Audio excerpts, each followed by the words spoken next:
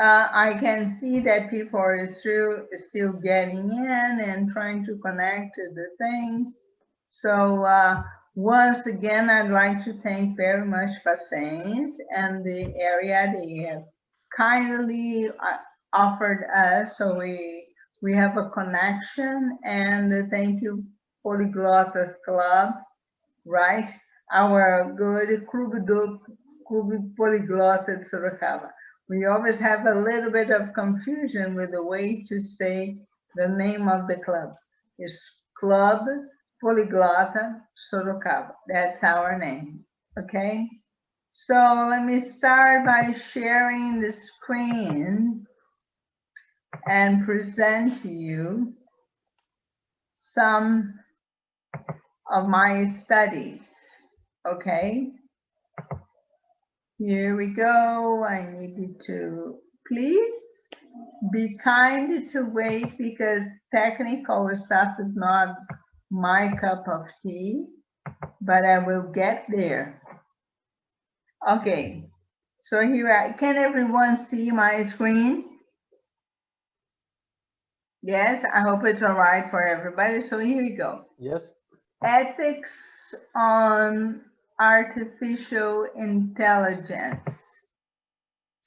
Relevant questions. So as the name says, I do not intend to really prove anything, teach anything, state anything, confront anything, distort any truth. I just intended to, together with you, go over a few relevant questions on this subject. And if I am able to click next, there is the moment when I want to thank FACENS again for the kind hospitality and my friends from CPSO. And as the first illustration here tries to show is that we all are working on this, on this trust condition. Everyone here seems to be into some sort of dynamics where if one of them does not trust the other, there is no way that the whole circle will be able to stand together. There is a circle of trust. And this is how I base my participating at CPSO. When we believe in a common goal, when we believe in a common ideal, together we can be stronger.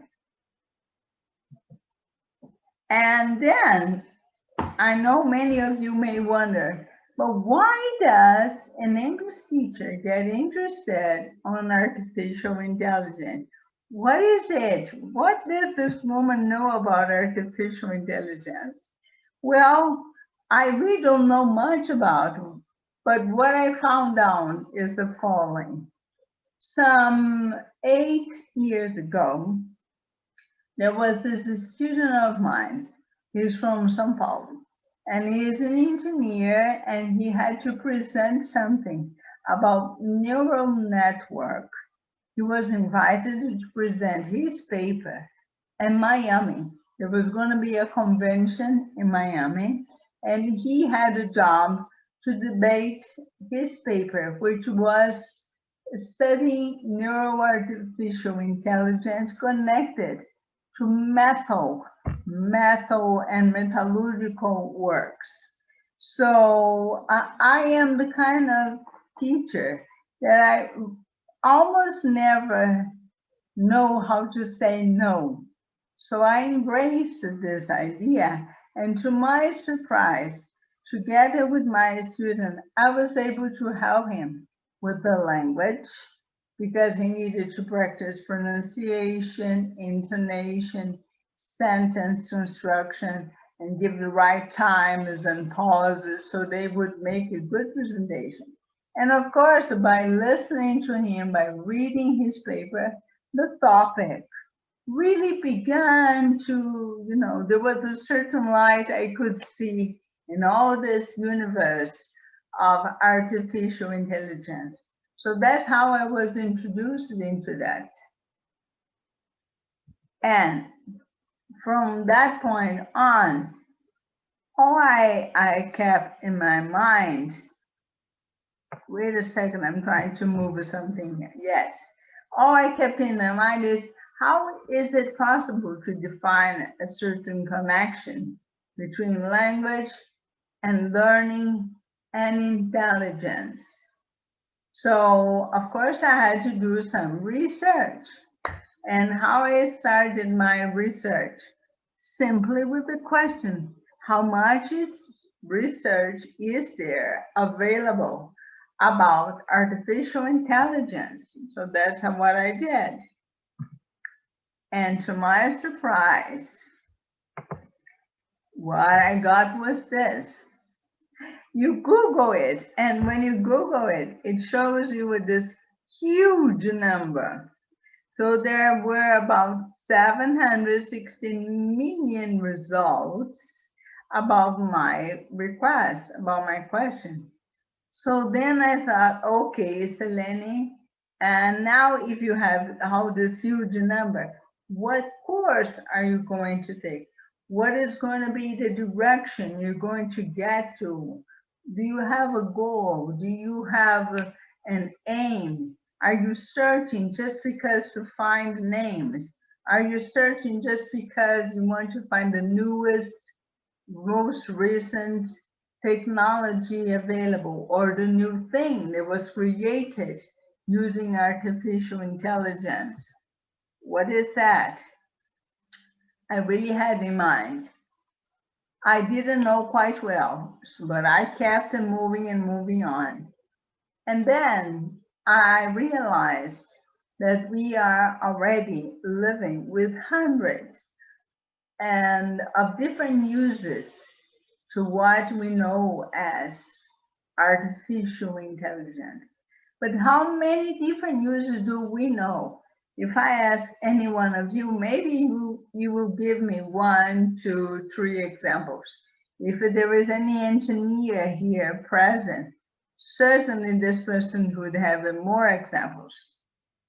But just me, I knew that, artificial intelligence is something that should work together with man. It should be something that will bring more intelligent, better results, would be safer results, or would bring,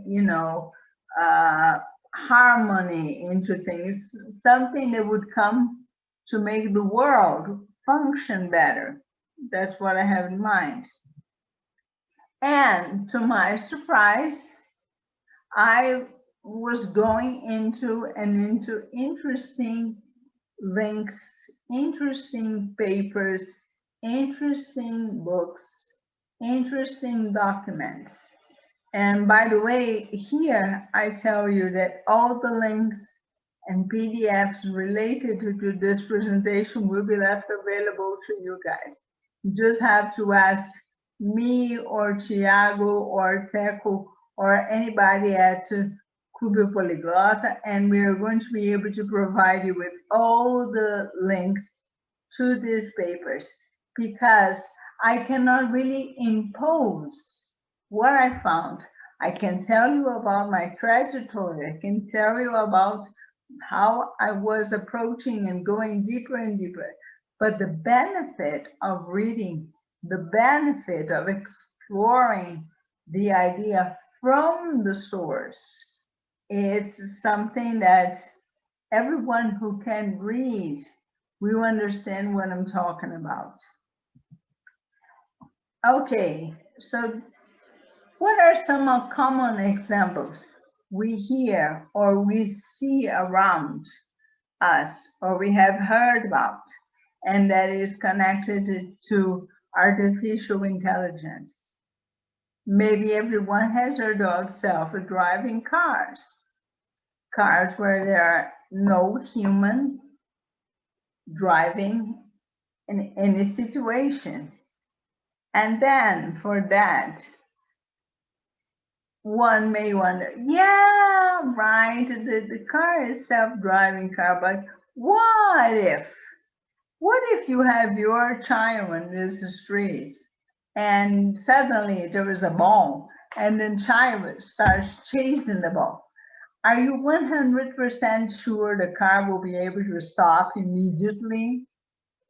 Are we 100% sure that if the car has to choose between hitting the wall or hitting another car, or even crashing into a bunch of people standing somewhere on the road, what will the car choose? How fast can this car, come up with a decision for that? How do engineers create a code and that code will be installed into this car and we will be safe in a car like that? And then is when I went into some information. I'm gonna click here, but I need to share the sound. So please just one more minute and let's try to visualize this one.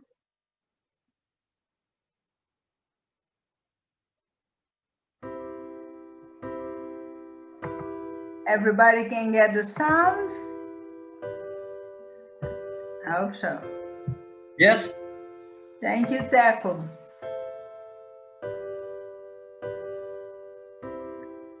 I think we'll start again, okay? Just a second. What is this?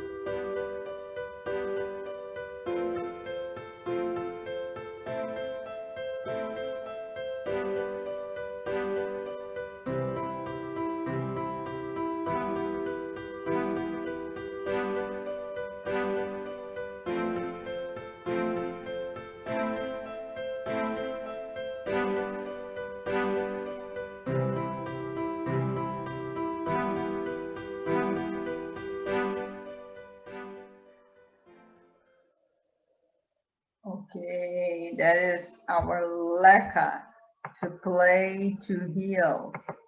And that was something, oh, so I'm going to be moving into this direction now.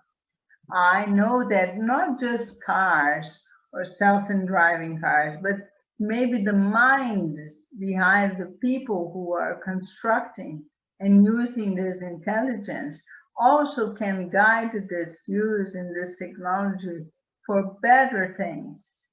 And but what is it that goes into their mind when you're selecting that a toy can help, especially children who suffer from autism, to receive a reward, to receive joy? And that fascinated me. So that's how my search went on. And then I found that there are many caregivers, there are many parents of impaired children, children who were born with some disability, and they needed to be stimulated often. They needed to be stimulated all the time. So then I thought, well, that is an excellent use of this technology. There is one more video here. Let's try.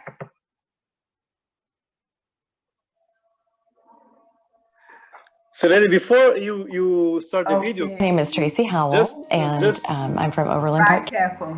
Yes. Okay.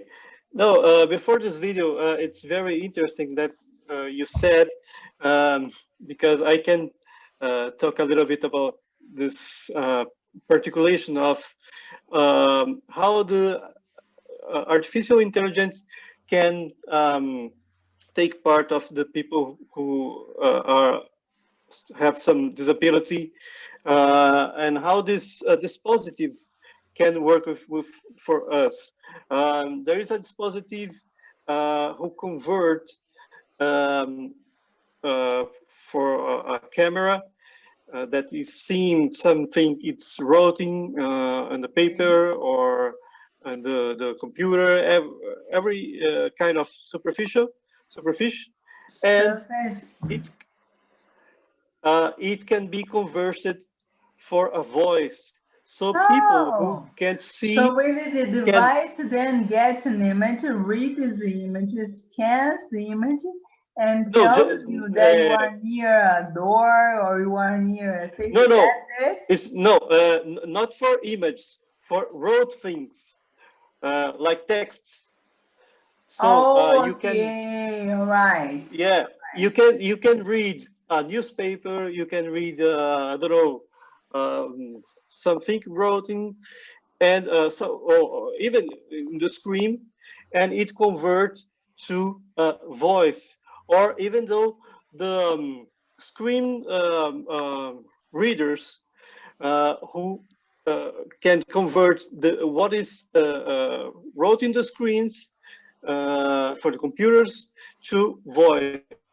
So in this way, blind people can use the computer. Okay, that's it. So, it is, near us, just around us, there are interesting uses of artificial intelligence that we don't know of. Can I go on? Let's hear what this woman is going to say about raising a child with this sort of disability.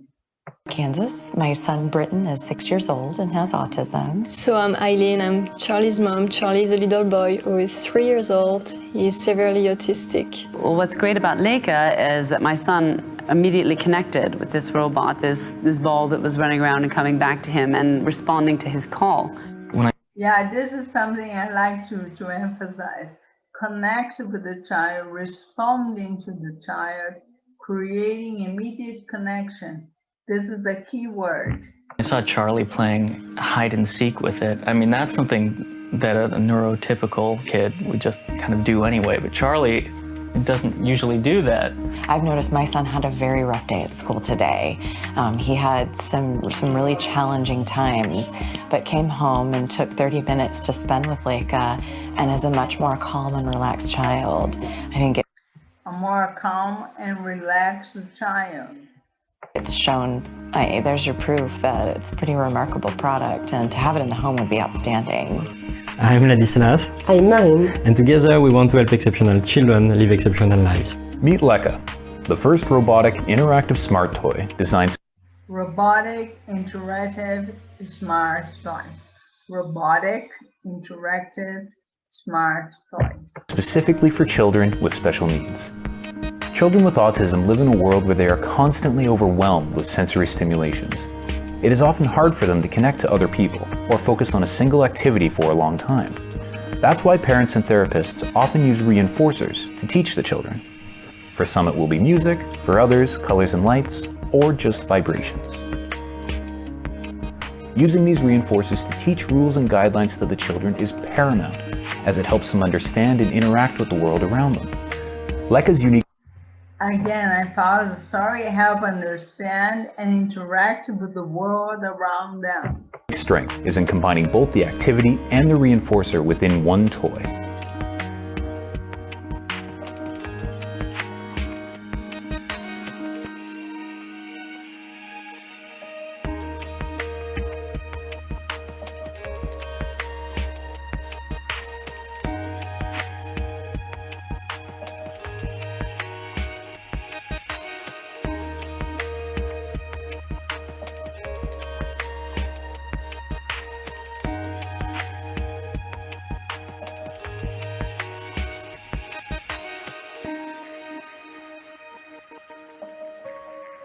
This makes the child more motivated and engaged because their attention is focused on the toy and the task at hand, not just the reinforcer.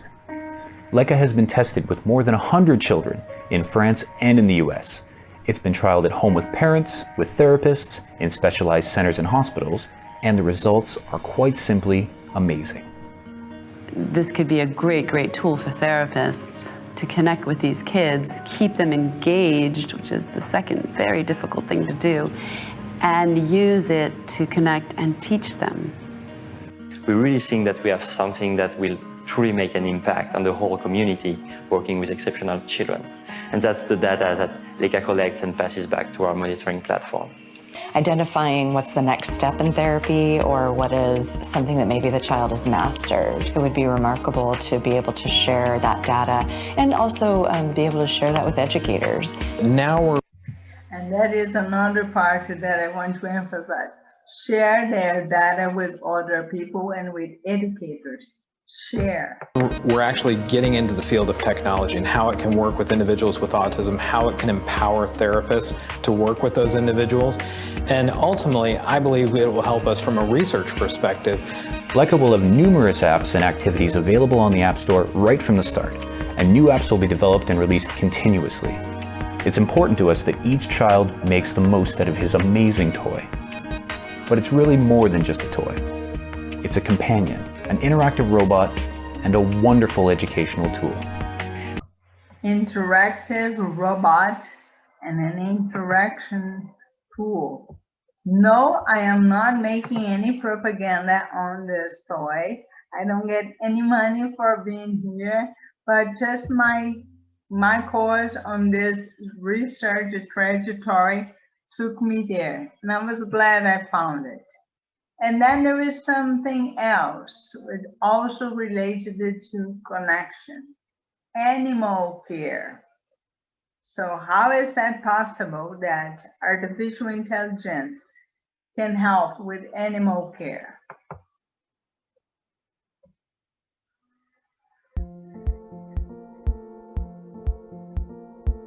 We all know what it's like to leave our dog at home every day when we need to go to work. They have to stay alone from 9 to 7, and that's not fun for them. Or for you. So for you and your dog, we created Leica. Leica is a life companion for your dog. It is similar to a mobile terrestrial robot that you can control with your smartphone from anywhere. You can control with your smartphone from anywhere. Leica is equipped with a camera, a microphone, a speaker, and a treat tosser that can be used to reward your dog. This makes your dog love Leica while having fun playtimes together. We also developed a tracker to keep tabs on your dog and adapt based on your dog's behavior. So if you're busy and your dog needs attention, Leica's autonomous mode turns on and take care of your dog until you're back.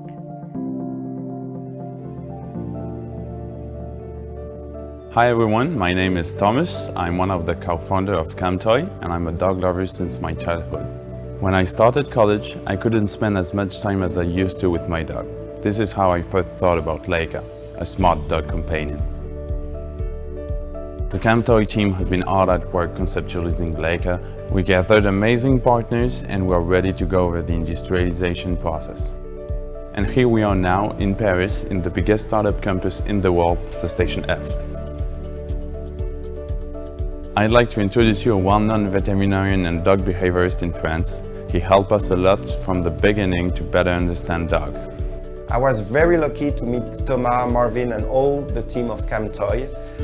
Leica, the companion of the dog, the companion of his life, is the best solution, the most ethical solution to prevent boredom when a dog is alone. The most ethical solution to prevent boredom when the dog is alone. And here we are beginning to connect with my next word, ethics. If you love dogs as we do and you want to improve their well-being, please support the project and back us on Indiegogo. So now share with family and your friends to help us do amazing things together. We hope you join the Leica community. Thanks for watching.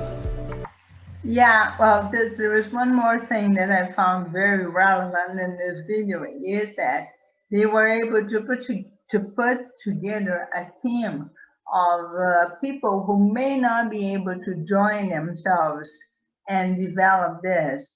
if it weren't for this artificial intelligence technology.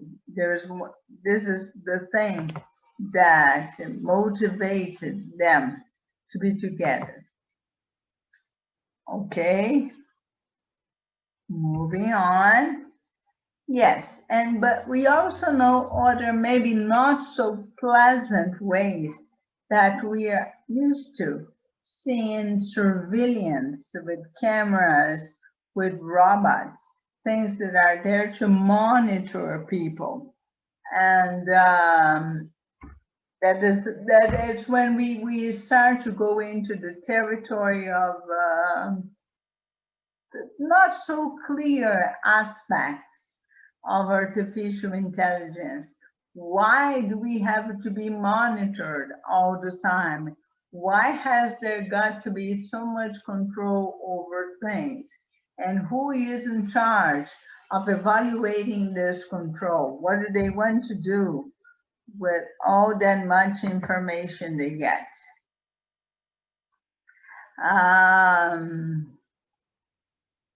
Please try to remember that I would love to deal with all the questions as soon as we get it to the end. I know you all have a very interesting things to say.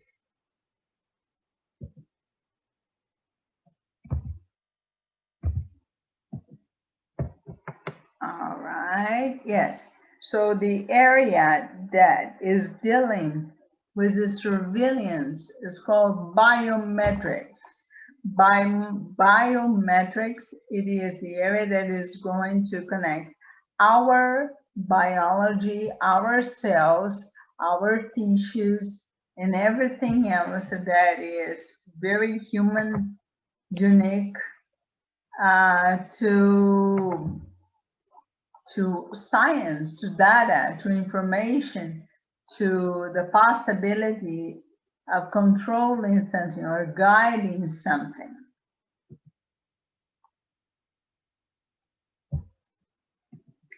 And after having all these questions going through my mind, I thought, well, now I've got to get to the core of it. I've got to get to its essence. And that's when I bumped into this name, Stuart Russell and Peter Norvig. And they came up with this book, which is called Artificial Intelligence, a Modern Approach. And this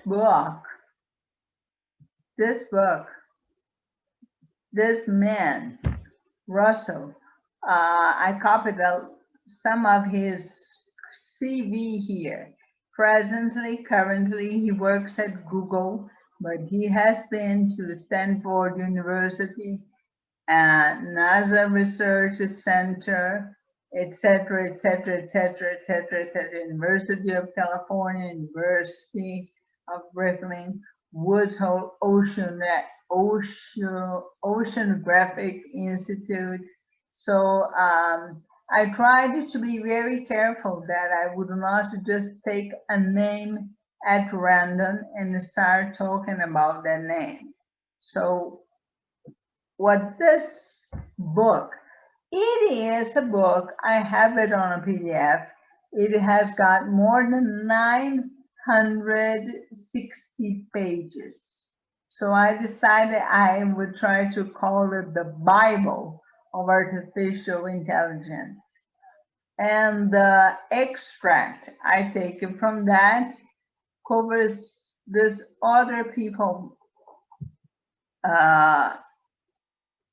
statements about this, right? When we get here, the exciting new effort to make computers think, machines with minds, in the full and literal sense. Hogland in 1985. The automation of activities that we associate with human thinking, activities such as decision-making, problem-solving, and learning. Bellman from 1978. Or the art of creating machines that perform functions that require intelligence when performed by people. The study of how to make computers do things at which, at the moment, people are better. And that was said in 1991. So is this still the moment when people are doing it better? Or the study of mental faculties through the use of computational models. The study of computations that make it possible to perceive, reason, and act. And one more, a field of study. Artificial intelligence is a field of study that seeks to explain and to emulate, to instill intelligent behavior in terms of computational process. The branch of computer science that is concerned with automation of intelligent behavior. And in this table here, they try to come up with the 4 categories that artificial intelligence can be considered. They are systems that think like humans, systems that act like humans, systems that think rationally, systems that act rationally. I hope that we're going to be able to have all of these systems operating in our favor. And then one more page from this Bible of 960 pages. I took this part here. We are known as the Homo sapiens. All right, we are wise, we have mental capacities, we are able to deal with everyday things, we can run our lives, and we also have a sense of self. We can identify and recognize ourselves as being rational. The artificial intelligence, or AI, attempts to understand intelligent entities, and that being one reason to study or to start researching about it is to learn more about ourselves. And differently from philosophy or psychology, they are also concerned with intelligence, but artificial intelligence struggles to build intelligent entities, as well as to understand those entities. And he said at the time, the book is from 1995, he also said that no one could predict exactly how the future would unfold, or what the future holds for us. Nobody can predict that in detail, but it was possible to predict that it would have a huge impact on our everyday lives. And so this is the extract I imagine would bring more factors to our thinking about artificial intelligence, okay? And the last sentence is the one I highlighted. It says, all the researchers, ones that decided to study artificial intelligence carefully, all this person has to do is to look in the mirror. Because when you look in the mirror, you see an example of intelligent system. We are supposed to be intelligent. Okay. And going back into my reasons to learn more about artificial intelligence, I found from this Bible that we have many types of artificial intelligence, and they are reactive machines. An example of that would be the chess-playing computer, the Deep Blue, the one that was able to beat one of the masters in chess game. Then we also have the limited memory kind of artificial intelligence. It's the one that we find in self-driving cars. Self-driving cars needed to adapt to information from directions, from position, from street level, and everything else. And they are able to take a decision at the moment something is happening. However, one thing that they do not have is a library of experiences, just like us humans. When we drive for more than 5, 10, 25 years, we have accumulated a library of experiences. This technology apparently is not able to do that yet. And then there is the third kind of artificial intelligence, the theory of mind. And the theory of mind is something that goes back to Darwin. It explains how we humans were able to form societies, how we humans are able to cooperate with each other, how much we have gained from interacting, from sharing, from creating regulations, from visualizing a perspective to the well-being of the majority of people. And number 4, which is the one I am more connected to, which is self-awareness. Self-awareness is a synonym to consciousness. There is a reason for that. When you are conscious, you know why you want something. If you have just a feeling, just a sensation, you say, I want something, I want that. But when you think about that, when you reason, when you interact with that sensation logically, you will have a sentence. I know I want that item, and perhaps you know why you want that item.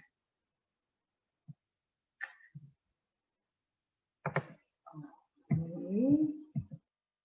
Yes, and of course, if we cover all these areas, if there is a Bible of 960 pages on artificial intelligence, there has got to be some way to regulate all of that, the laws, the principles, all right? Government principles, and someone who is responsible to regulate all that. Okay, and that's when I found this link here from Microsoft.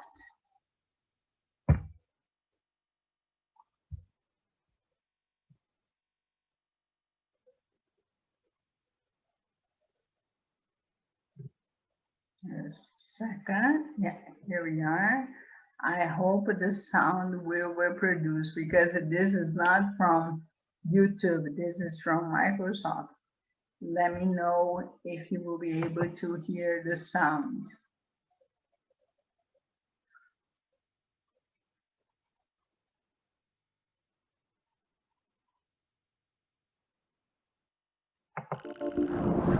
We believe in the potential of Sound is okay? Yep. Thank you. AI to improve our lives in big and small ways. We need to make sure it's for the benefit of everyone. For the first time, we're having machines move into a role. the benefit for everyone. I'd like to make emphasis on the benefit for everyone. That have been the roles of human beings. Might these technologies have inadvertent effects on people and society? Do they align with people's values, their ethics? We needed to think through the implications for our company. Implications for a company ethics. Responsible AI is the approach that we take to developing and deploying our technology, making sure our principles are brought to life and that it empowers everyone and is. So those are the principles that, according to Microsoft, they responded to. Not just Microsoft, because, there is regulation in Brazil too. There are some laws and amendments that go over the same thing. So principle 1, fairness, reliability and safety, inclusiveness, privacy and security, accountability, transparency. 6 principles. Inclusive and accessible for people. Excellent! The job of the Office of Responsible AI is to put our principles into practice by operationalizing ethics across the company. The Ethics Committee is responsible for deliberating about hard, new questions. We are sister organizations. We have to think through what it means to detect bias, make our systems more fair, to detect errors. And that is a word that I'm sure many of you are familiar with, but is a word that is on top of current events. Bias. Bias. The best translation to the word bias would be VS. So in other words, what is the VS? That certain things that are getting into operation now are controlled. What is that they are satisfying? You're satisfying the needs of many. You're satisfying the needs of the industry, of a company. Are they satisfying the needs of government? Whoops. Uh-oh. I lost it, sorry, going back. Blind spots in our technologies, and on thinking through the kinds of advice we give to other organizations and to our leaders where technology can impose on privacy and human rights. Responsibility is at the core. We're learning every day about this new role of responsible computing. We need to translate academic thought to language that our engineers and salespeople are familiar with. Translate the language that engineers can work with, data, graphics, numbers, math, into languages that users are familiar with. Our customers are grappling with many of the same issues. It's incumbent on us to share what we learn. It's about trying to do better every day. Share what we learn. Working with our customers and outside agencies to develop processes and deliver responsible computing technologies to the world.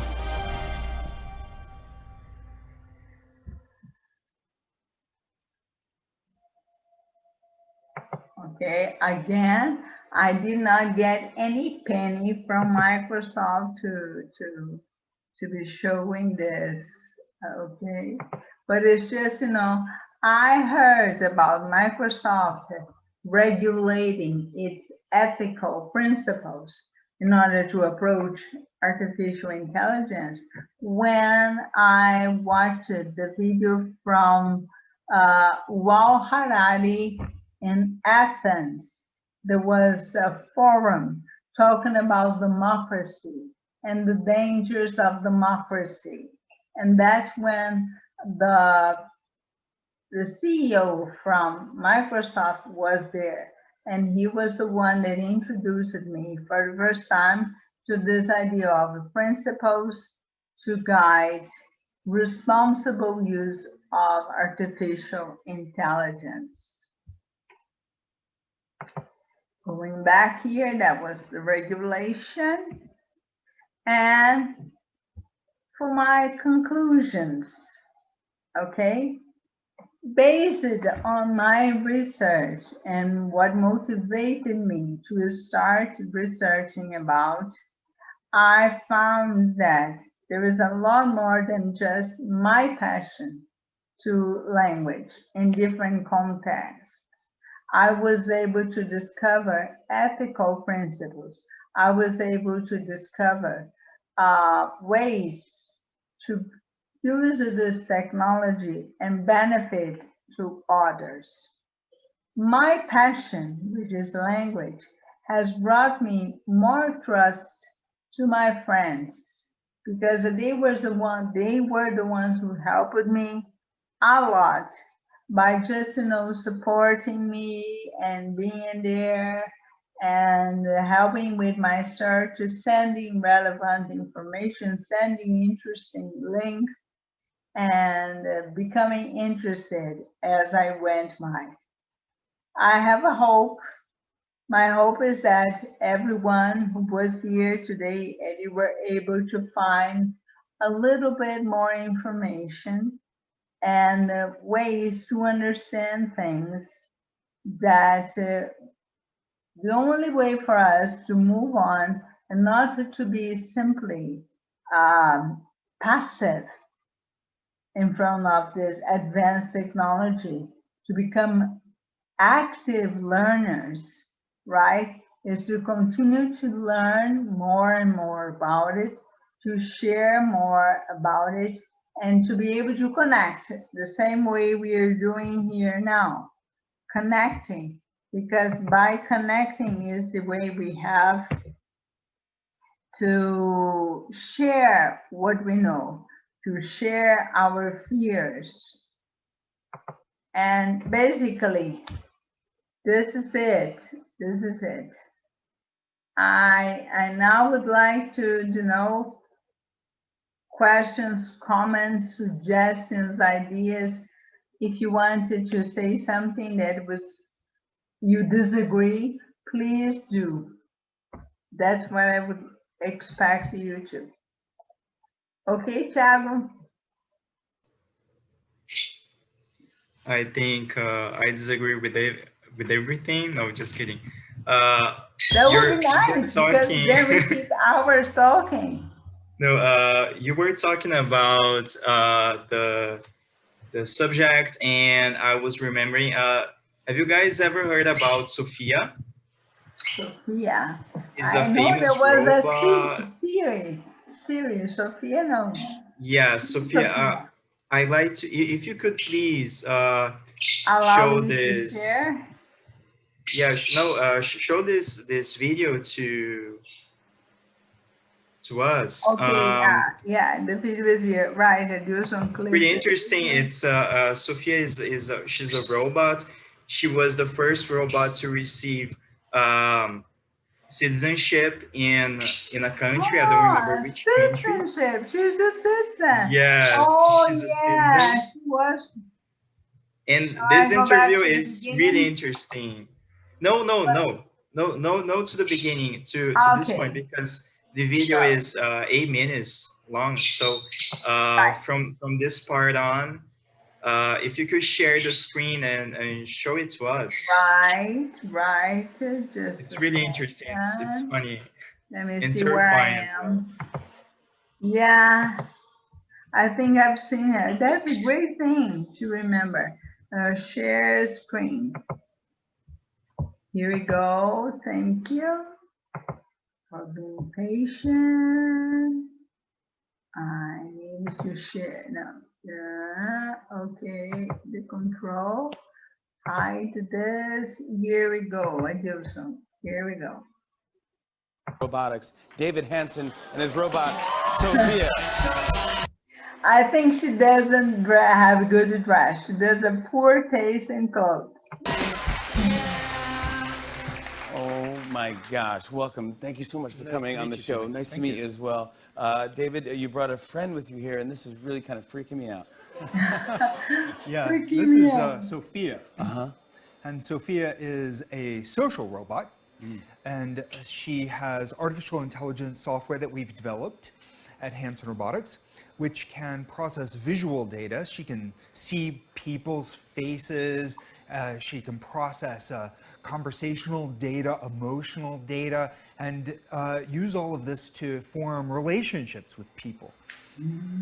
Okay, I mean, she's basically alive. Is that what you're saying? Oh, yeah. She is basically alive. Would you like to maybe give it a try? Sure. I'll just say,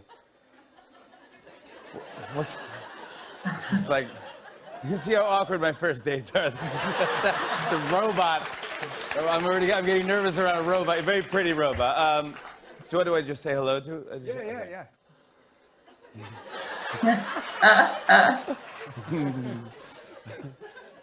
Hi, Sophia.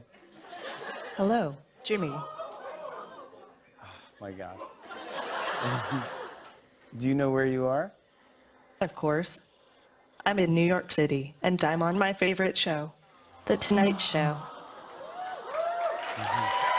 Sophia is intelligent.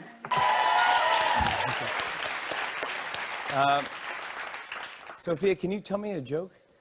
Sure. What cheese can never be yours? What cheese can never be mine? I don't know. Nacho cheese. yeah, that's good, yeah. Oh. Okay. That's not...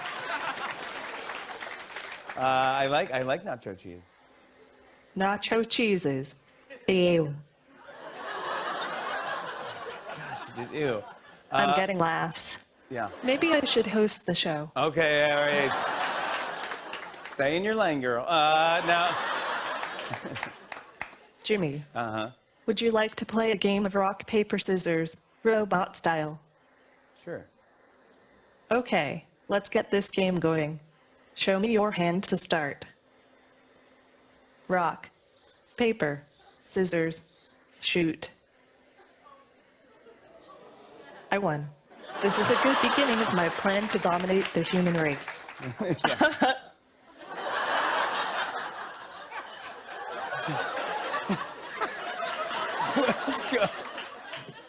Is it okay, Jason? Should I go on? Yes. No. It's Just at this okay? point. Yeah. Just want you to take a look. It's I think many people are afraid of robots taking over the humanity and destroying everything and ruling the world. So is there anything you've seen in your research, or Thiago or any of you, I don't know, about the control, about humans still having the lead and still programming the robots, or if there's any there are any plans on robots programming robots, so humans cannot interfere anymore and they have more autonomy and programming and dealing with technology. What do you guys think of it? Well, what I have to say is a lot of fear, a lot of those sensation of freaking out because you don't know how to deal, especially with a girl like that, and she's trying. Obviously, it is part of the show, right, to entertain, but everything that falls into the area of fiction.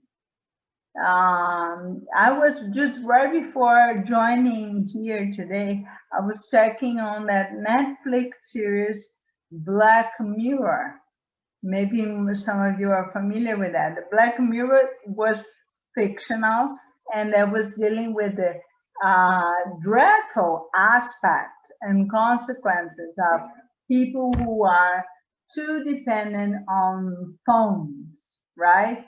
Cameras, and what they can do, how they are programmed, and how everything that they do has to do with, getting likes or dislikes from social media.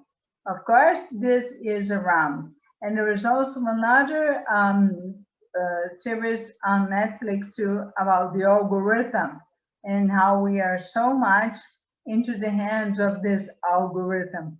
But that was just exactly why I think it's interesting to hear what you guys have to say, because I have not read the 968 pages from that Bible book. I don't think I will. There is another article I'm going to read about the different types of intelligence, but I seriously doubt that they would go over with the sort of intelligence that would learn how to protect themselves against humans.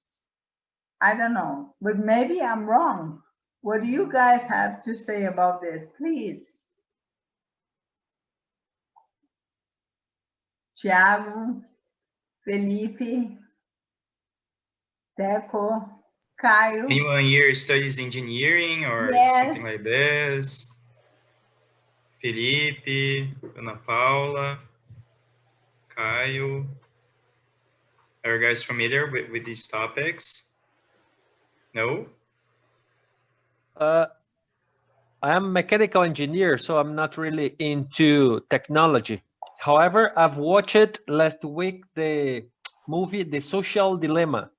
Yeah. And then it talks about the AI, so the artificial intelligence behind the social medias. So today we are too exposed to Facebook, WhatsApp, LinkedIn, or all of them. And in fact, somehow these apps or these medias, they recognize our behavior and try to bring us something would be interesting. So if I research something related to sports, then there are many ads related to sports. So sport material or tickets or whatever. So, and it's a little bit awkward, in my opinion. Of course, people who are into technology, they know how safe or how dangerous it is and know how to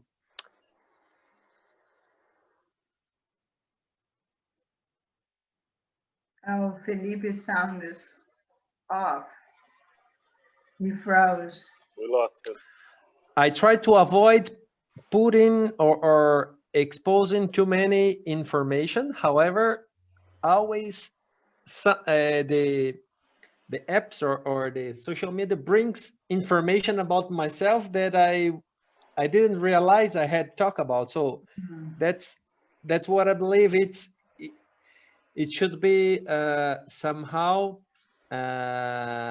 be well, I don't know if developed or we should take care of that. Regulated. Of course, as maybe you want the word regulated. Should be quite well regulated.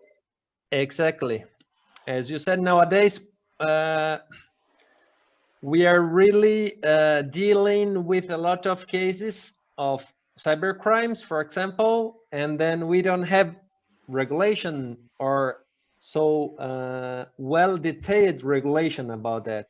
So it's interesting. I like reading or researching. Of course, not as you. I don't read Bibles related to that, to AI or cyber crimes or whatever, but we are exposed. So we have to think about it.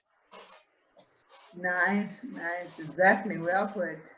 You mentioned when you Google something, you search for something, the social medias, they try to show you content about the subject, but also if you're just talking about something and the phone is near you, you're using the phone, Google is going to show advertise about the stuff. So many times I was talking about a product and the phone was my hand, and later I received like some advertisement and some propaganda about this stuff. So I didn't Google, just appeared because I was talking about it. You mean you did not type or anyhow, just talking? Just my voice, and Google recognized my voice and shows to me the subject I was talking about. Yeah. Yeah. But it's awkward because the smartphones nowadays, you can enable or disable voice commands. Yes. And on my phone, I always disable voice commands. And then, as you said, if I'm talking to my wife about a topic, then we realize it's still hearing what we're talking about because it's not enabled. However, when we get the cell phone on hand, then it becomes common advertisements related to the topic we were just talking a few seconds ago. So Yeah, that's why we accept all the term. Don't read That's everything crazy. that, Didn't know that about it's it. shown. Sorry, Jason. Go ahead. No, no. Okay.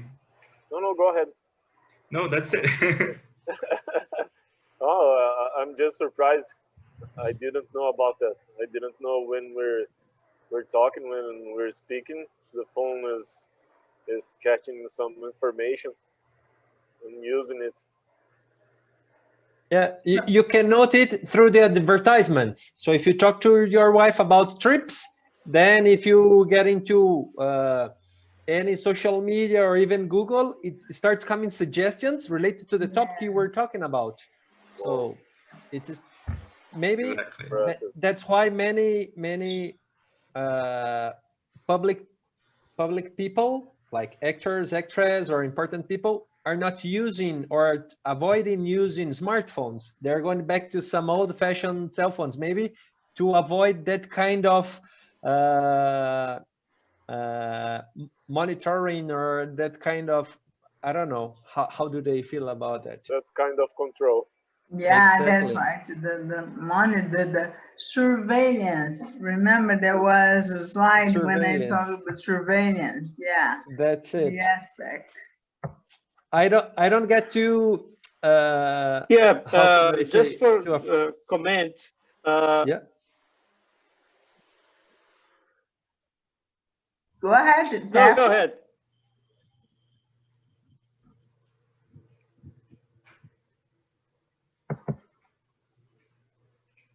Hello, Teco. So just just finish. Go ahead. After that, I'll say. I know. I don't have anything to add. You can go ahead.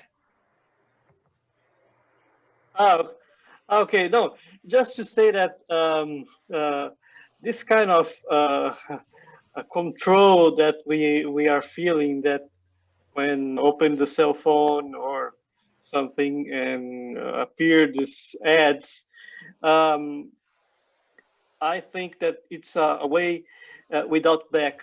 Even though we have some system of controls here in Brazil, we have the data protections. We have a law for data protections. So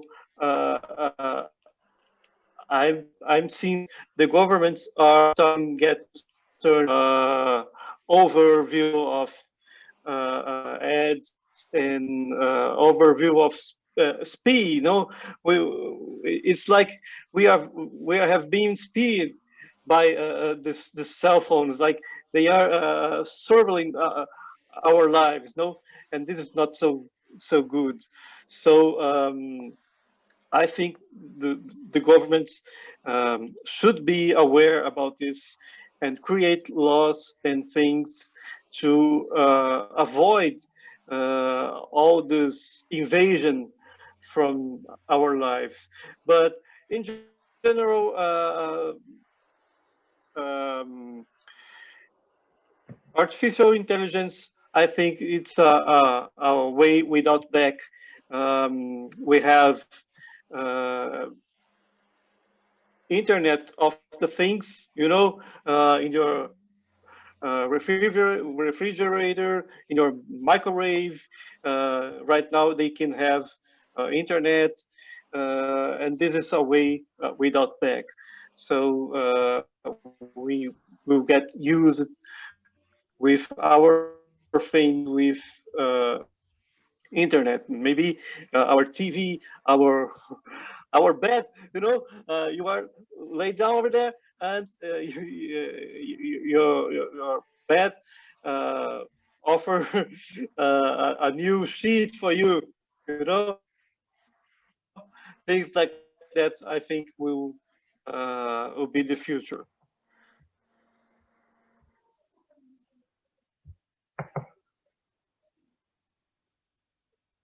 Hello?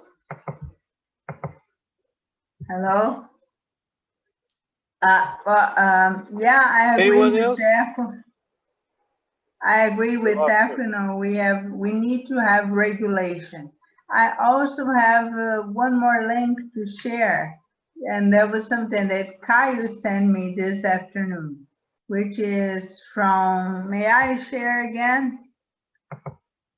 Let me see if I can show you guys this. It's from Ministério da Economia, Instituto Nacional da Propriedade Industrial. So in this PDF article here, right, it's from Rio de Janeiro, 2020. The name is about inteligência artificial, análise do mapeamento tecnológico do setor através das patentes depositadas no Brasil. So there is already regulation on that. But the fact that there is regulation doesn't necessarily mean that the ones who are creating this are really following those regulations. I mean, there is a law, it's here, and it is here to protect equality, to protect the democracy, to protect privacy and other things. But this is just a document, this is the law. Whatever happens inside labs here and there, nobody is able to really have a full control of that. All right? But there is regulation. Yeah, in my opinion, as Teco commented, technology has a exponential speed of development. So it doesn't matter how they create the nowadays regulations, it will be out of date in 2 weeks, in 1 year. So the speed of technology is very fast. So if it's created a regulation to cover what we have nowadays, in less than a year, it will be, or it probably won't be enough. So that's the point, the speed, it's incredible. Yes. That's why I have chosen mechanics. Mechanics, we use concepts from a century ago and it still works well, so that's it. Yeah, but what if somebody decides for the control on the bridge? Should the bridge go higher or go lower to let the ship pass under the bridge? What if somehow it is an intelligence that can see the boat coming from far and gets a miscalculation on the height to the boat or something? Robots it happens nowadays. are everywhere. Robots are everywhere. Yes. Right, Felipe? Yeah, I agree on you. So on mechanics, we create machines and a system controls it. Sometimes human, sometimes a system. So so I work only on mechanic part, but of course nowadays a computer is controlling the machine, intelligence is controlling the machine. So every time people have less responsibility on machine working. Usually computers are doing all the, so we usually to joke that it's necessary one person to start the computer and then let the computer operate the machine or the system. Yeah. And the point is, do you think you know what kind of artificial intelligence it is necessary for those big robots to control when they are operating on an assembly line, say in auto car parts, for example, when the car is going into the assembly line and the robot installs the door, the other robot comes and closes the window and everything. Basically, I think it is limited intelligence from the other 4 types of intelligence. They learn the dimensions and the data to be able to produce that kind of action. All right. I'm not sure if the robot drops something, or there is a power cut, or there is some human that fell under a part or something, if they are able to stop. I believe so. Am I wrong? In 2006, I have visited a company in Germany. I used to work on that time at ZF, and I visited a plant at where there were only 6 employees, all of them just to monitor the plant working by itself. And then the different kinds of machines, they measure the parts. If the parts were okay, they went to the next step for assembly, or so it was by, it used to work by itself on that time, 2006. Nowadays, for sure, there are many better technology available. So it's, as Teco said, there's no back. There's no way back. No way, no going back. advancing. Unstoppable. It is unstoppable. Yes, it is. I agree. Of course, I prefer, for example, you have talked about self-driven cars. It's okay, but I'm still old-fashioned. I like cars. I don't like even automatic cars. I like old cars. I like Manual, old motorcycles. yeah, you prefer manual, yeah. Exactly. The pleasure, the Manual pleasure, the pleasure, that's it. I think this is one way to really consider things. If this is going to take away the pleasure of interacting with things, it has to have the alternative. I have got to have an option, right? That's why it cannot be, can't be something imposed. We have got to preserve the right to the user to be the one with the final decision. He is the one. So, Thiago, how about our time? Yes, I guess we had an amazing night, an amazing presentation by Celene. Thank you. Thank you. It was you. very, very nice. You did great. Congratulations.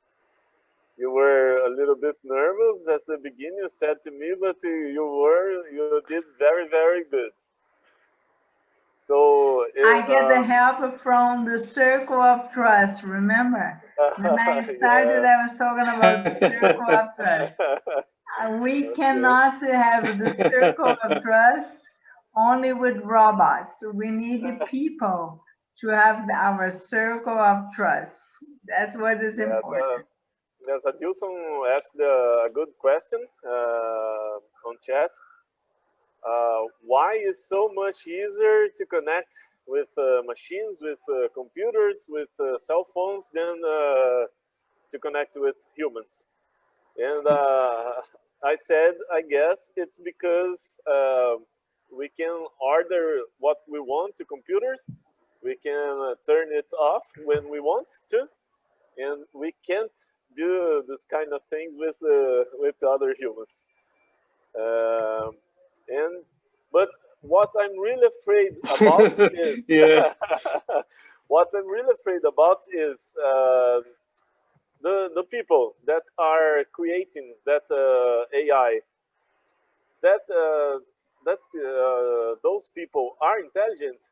This is the problem. Yeah. Those people, How intelligent are the ones are good human beings. Those people care about the other person, exactly. about the people around them. So are they ethical people? Do they really want well-being to everybody?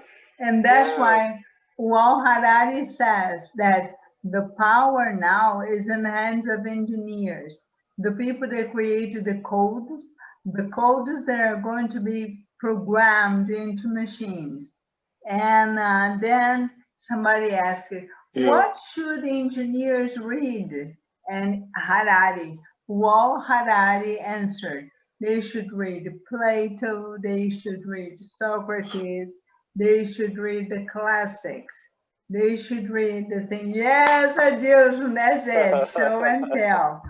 And that's why I would like to suggest that during now the holiday seasons, I would like to take some time and really unplug, get the phone far away from me and go back to books.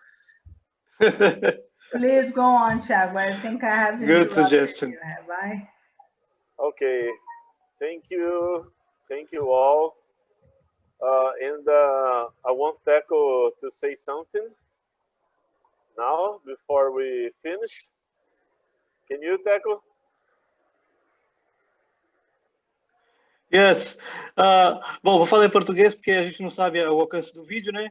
Então, quero agradecer mais uma vez a Celene e ao Adilson do Clube Poliglota Sorocaba pela palestra, pela parceria com o Smart Mall FACENS. Para você que vai acompanhar essa palestra depois, uma palestra extremamente interessante e mais ainda, né? A importância aí do aprendizado dos idiomas. Isso a gente tem em FACENS, temos lá o CCBU, onde você pode aprender também os idiomas. Temos o Departamento de Relações Internacionais, onde o aluno que vai ingressar na FACENS ou que está na FACENS tem a oportunidade também de fazer intercâmbios aí internacionais em diversos lugares do mundo. Então, eu quero agradecer mais uma vez a todos por mais uma excelente palestra e até a próxima oportunidade. Obrigado, Thiago, pela parceria de sempre. Thank you, man. Thank you, Adilson. Thank you, Celene, Mariângela, Felipe, Edson. You're welcome. Did you record by the beginning, Celene?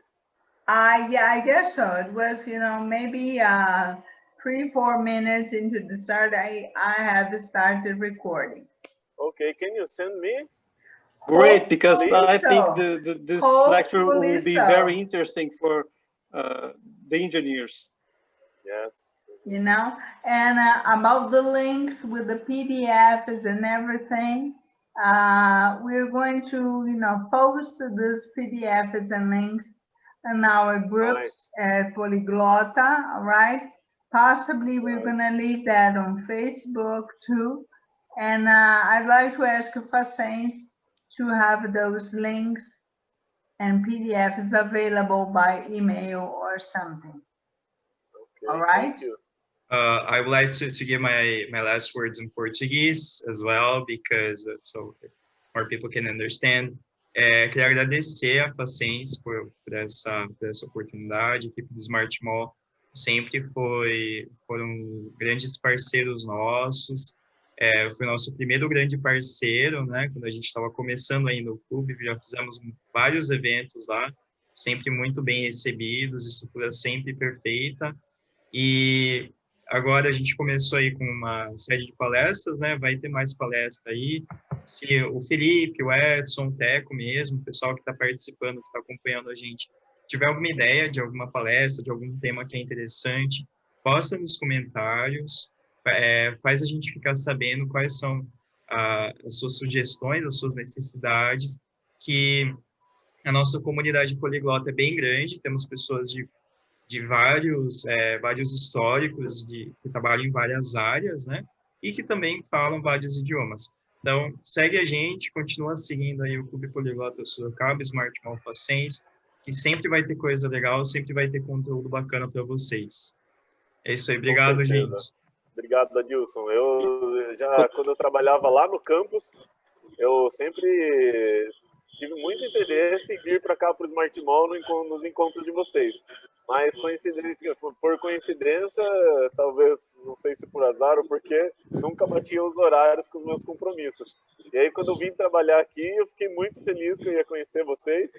No fim, infelizmente, nós estamos num momento que não podemos nos ver pessoalmente, né? Não podemos fazer os encontros aqui, mas espero que logo nós possamos retomar tudo isso e que possamos nos conhecer pessoalmente. É realmente um grande prazer estar junto com vocês, trabalhar com vocês, ter essa parceria. Vocês são pessoas muito inteligentes. Para mim é sempre uma honra conhecer e me envolver e lidar, me relacionar com pessoas como vocês, que estão sempre buscando conhecimento, mesmo que por conta própria, ou com professores, ou seja, como tenha a oportunidade, seja com o que estiver ao alcance. Então, muito obrigado a todos vocês, em nome da Paciência, em nome do Smart Mall. Eu agradeço a todos vocês e espero que nós possamos ter o próximo encontro em breve. Isso, mas tá tendo virtual, viu, Thiago? Tá tendo virtual, não tem desculpa agora, tá? Ah, joia, ok. Verdade. Obrigado, não, então, só para comentar que... Obrigada por tudo. Go ahead. Obrigado por tudo. E assim, só para comentar que foi graças à parceria do Clube Poliglota Sorocaba com a FACENS que eu conheci aí o pessoal do clube, conheci o Adilson, conheci a Celene, Mariângela, né? Então, você vê que esse tipo de parceria é sempre muito bacana. Então, tenho certeza que vem muita coisa boa por aí, para próximas palestras e próximo evento, se Deus quiser, ano que vem as coisas vão estar melhores, tá bom? Um grande abraço a todos e até uma próxima. Happy connections. Happy connections. Bye-bye. Thank you, guys. Thank you. Thank you. Bye-bye.